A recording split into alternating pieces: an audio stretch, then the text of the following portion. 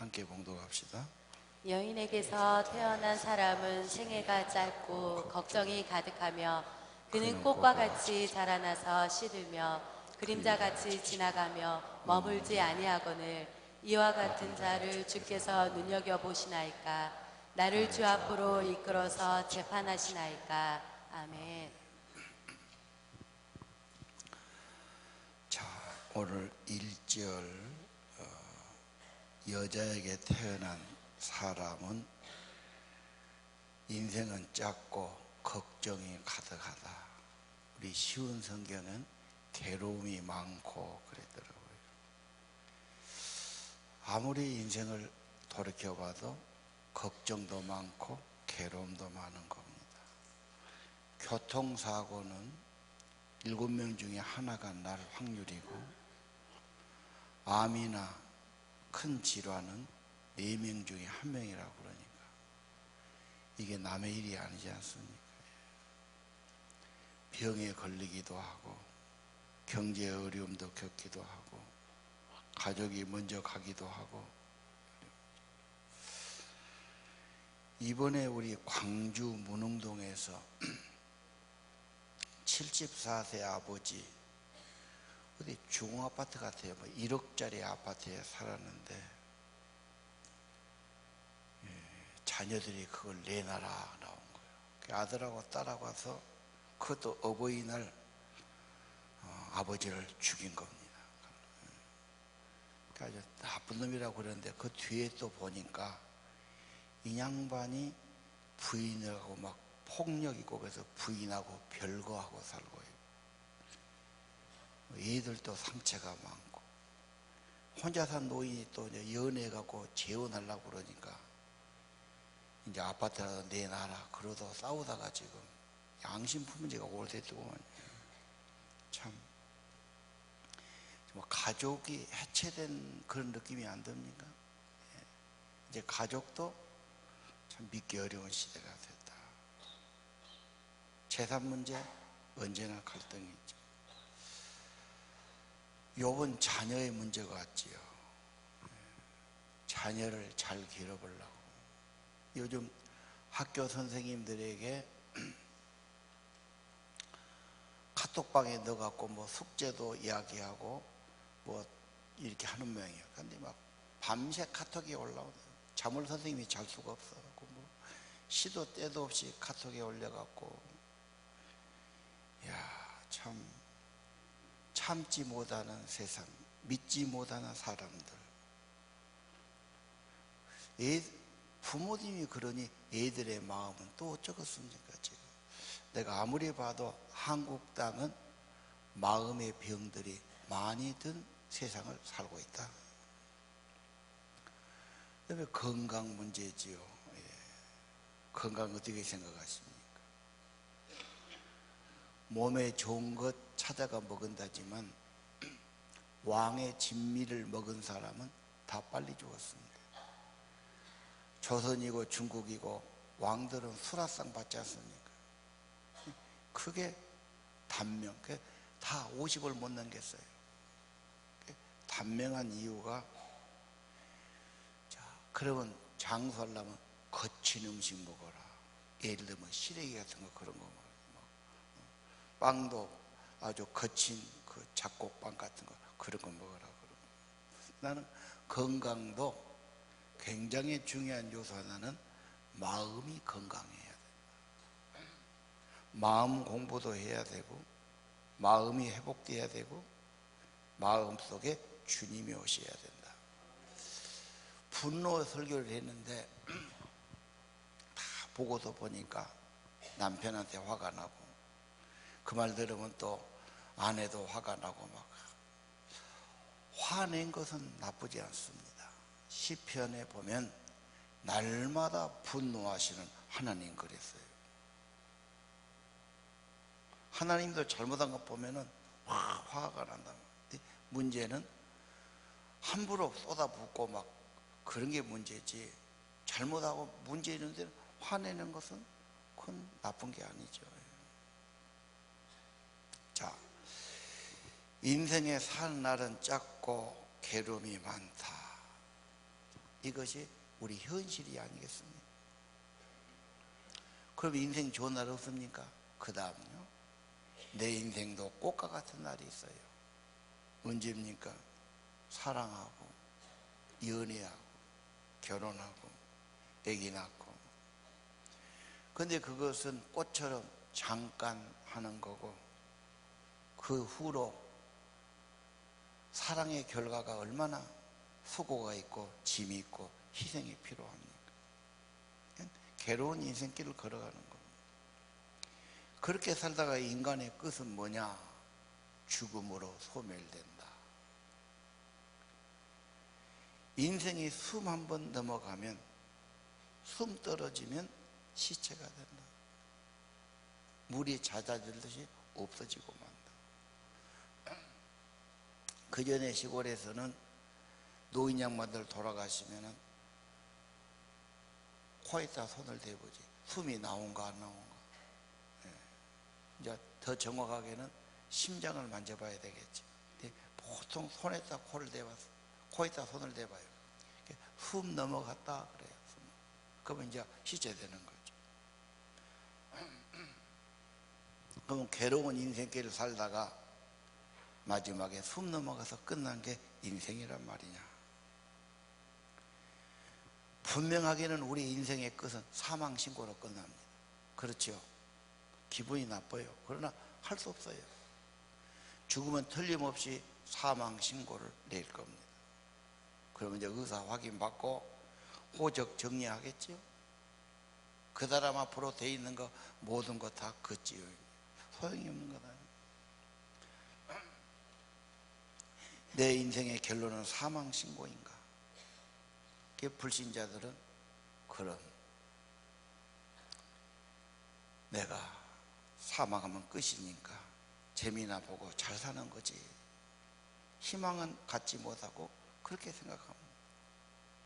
우리 찬송가에도 저 높은 곳을 향해서 날마다 나아갑니다. 그런데 무거운 짐을 졌어요. 또 반대자도 많아요.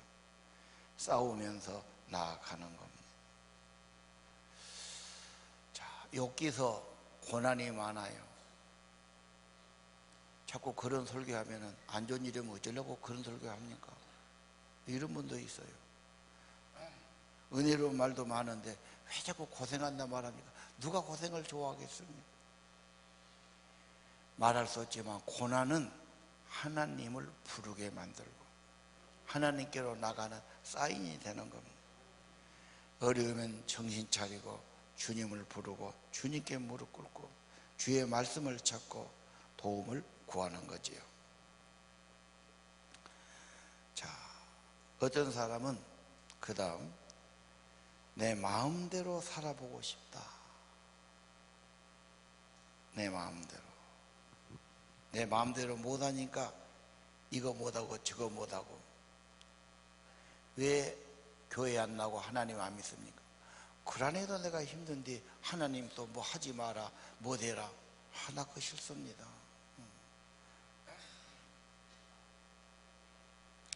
걱정 근심 가득한 사람은 내 마음대로 해서 좋아지지 않아요.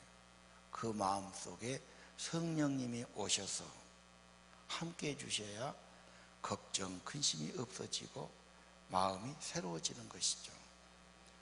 거기 성경 나오지요. 욥기 11장 12절.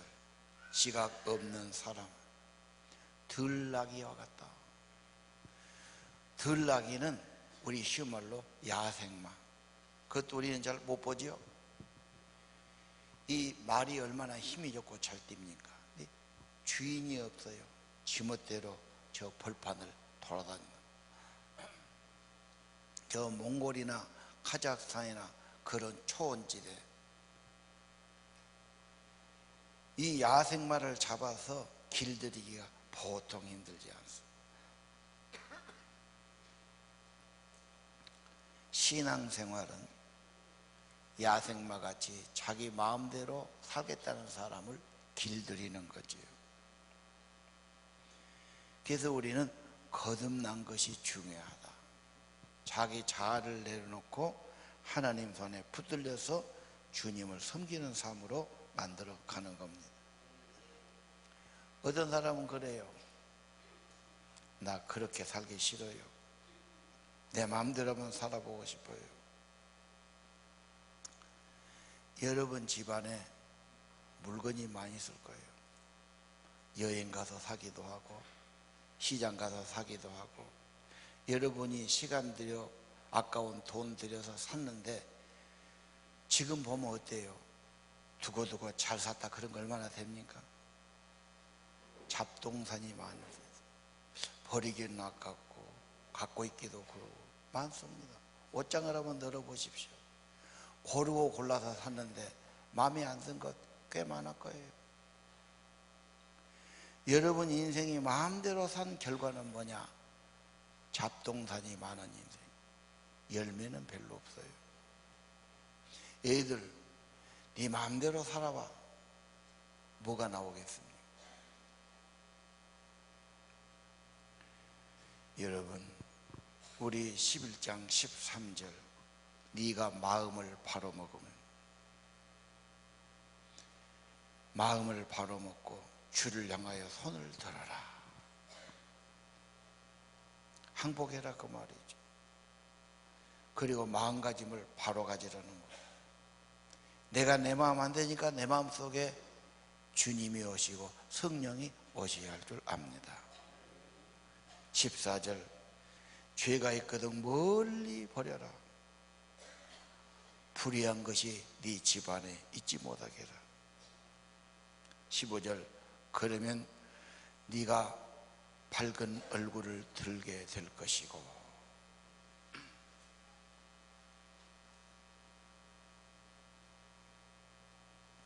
떳떳하게 얼굴을 들 것이고 두려움이 없을 것이다.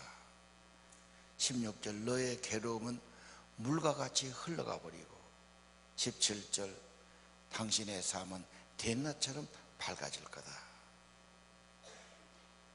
18절 그러면 자네는 소망을 가질 것이고 사방을 둘러봐도 두려움이 없어질 것이다.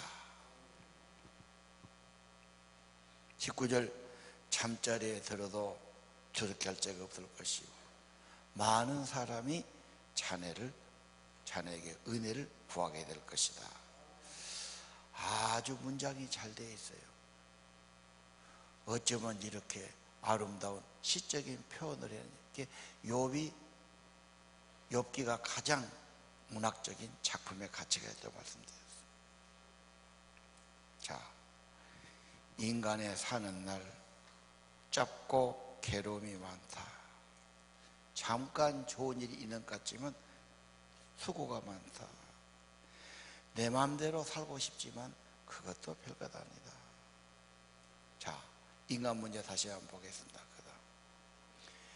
인간은 그럼 하나님이 창조 안 했습니까? 창조했지요.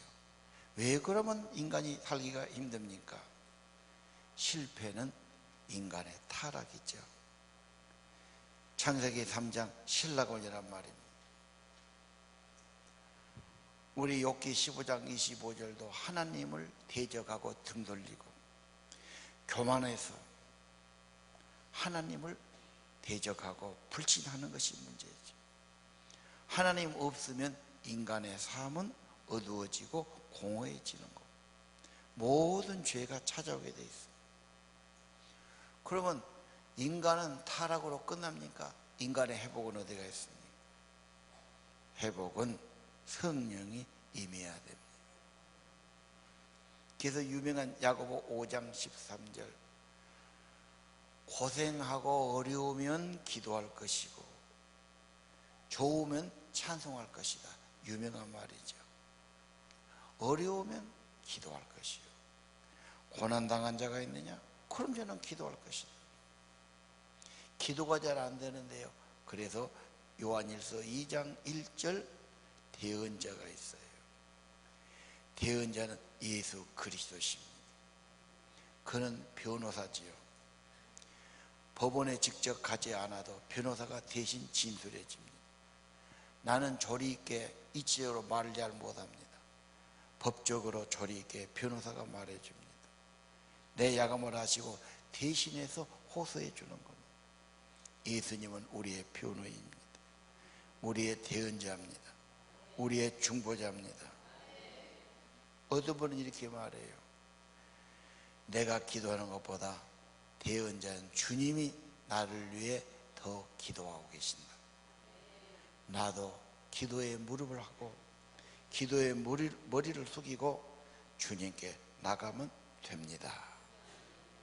내가 뭐라고 기도할 줄도 모르고 기도도 안 돼요. 그냥 엎드리면 주님 의지하면 더 우리를 위해서 기도해 주시는 겁니다.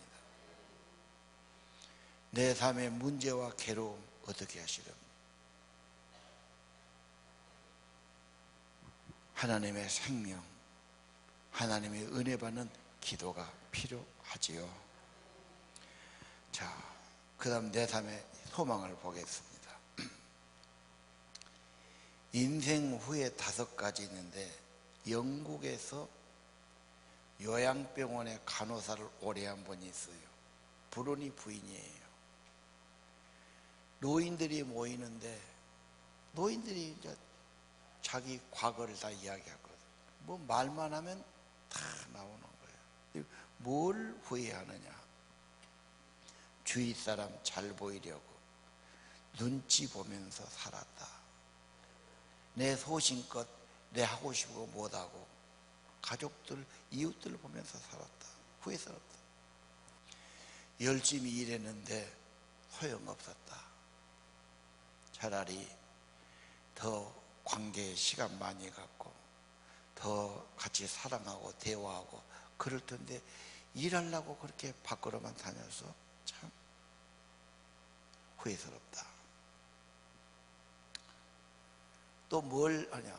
가까운 분들하고 자주 연락하고 만나고 그렇게 살아야 되는데 그러지 못했다. 지금이라도 누구 보고 싶다. 누구 만나고 싶다. 내가 누구를 더 만나야 돼. 그런 이야기. 한 사람도 내가 돈을 더 벌지 못한 걸 후회하고 더 좋은 집을 갖지 못한 걸 후회한 사람이 없어. 결국은 뭐냐? 행복은 내 선택이었다. 내가 왜 그랬을까? 후회하더라는 거예요. 여러분 인생은 어떻게 선택하십니까? 사람 눈치 보고 세상이 한다니까 그냥 열심히 일하고. 여러분의 인생을 생명이신 주님과 함께 하실 선택은 할 수 없는 겁니까? 그분은 생명을 주시는 분이죠. 그분은 부활의 주님이시죠. 14장 7절은 그렇게 됐어요. 나무는 소망이 있다. 찍혀도 움이 다시 솟아나오고 뿌리가 살아있어서 다시 새싹이 나오지 않느냐. 사람은 뭐냐? 나무보다 못하냐? 한 번 죽으면 사람은 그대로 사망 신고하고 끝나는 겁니까? 내 인생의 소망은 세상에 없습니다. 사람도 돈도 아닙니다. 생명의 주님이십니다. 에스겔 3장 5절에 여호와께서 말씀하시죠. 생기가 들어가게 하리라. 주님이 말씀할 때 생명이 들어가서 마른 뼈들에게 생명이 들어가니까 뼈들이 맞고 가죽이 입히고 힘줄이 생기고 사람이 된 걸 볼 수 있죠. 여러분, 왜서 믿어야 됩니까? 생명을 얻는 겁니다. 생명이 풍성해지는 겁니다. 심령이 윤택해지는 겁니다. 자, 그럼 내 삶의 뿌리는 어디에 있습니까? 나무는 뿌리를 내리지 않습니까? 내 삶의 회복, 내 삶의 뿌리는 예수 그리스도께 두어야 할 줄 압니다. 그분은 영생을 주시는 분, 우리를 영원한 천국으로 인도하는 분이죠. 저기 천국 모습이 카메라에 찍혔다 신문에 난 걸 한번 보실 수 있어요. 유튜브에 보니까 허블만원경, 전파만원경 그런 거죠. 나사에서 어떤 하나 큰 성운을 찍었는데 텔레비에 화면에 나왔는데 저게 아무래도 천국 모습이다. 그래서 대통령까지 보고해서 대통령도 여러 번 그것 좀 다시 듣자고 이야기했다고 그러는데 발표는 안 났어요. 아마 발표하면 상당히 세상이 좀 쇼킹할 겁니다.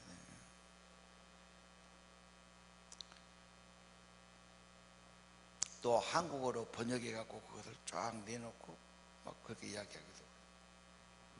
성경에서 말하는 건데 뭘 그렇게 새로울 것도 없는 것이고, 예수님이 말씀했는데 무슨 거짓되고 그러겠습니까? 내 인생의 뿌리가 천국에 가 있다, 영생에 가 있다.